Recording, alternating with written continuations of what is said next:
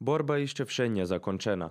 У Новім Садзе іще вше кожний день охорі голем jedna osoba, hvarel von u vijavi za radioteleviziju u Vojvodini i dodal, že država i город Novi Sad pomali počinaju prinošić odluki, zos ktorima še sistema vraca do normalnoho ceku. U frizerskih i kozmetičnih salonoh naraz hodni budzljem jedna ljebo dva osobi, ali terhovnji najvekši ispit. Tam še budze vozi z rahunka na 10 kvadratnih meteroh budzeljem jedna osoba po napredok najavenih terminoh i zoz neprerivnu dezinfekciju, hvarel Vučević. Najavil i že nje odluha budu otvoreni najlon pijac u Srimskej kamenici i u Temerinskej ulici.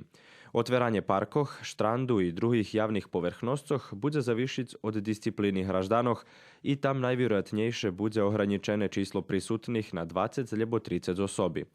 Horodonačalnik dodal i že dzecinski zahradki hodni budu otvoreni 11. ljebo 18. maja i že še rozpatra či budu na raspolaganju šitskim dzecom, čiljem tim čio rodiči perši počinaju robic.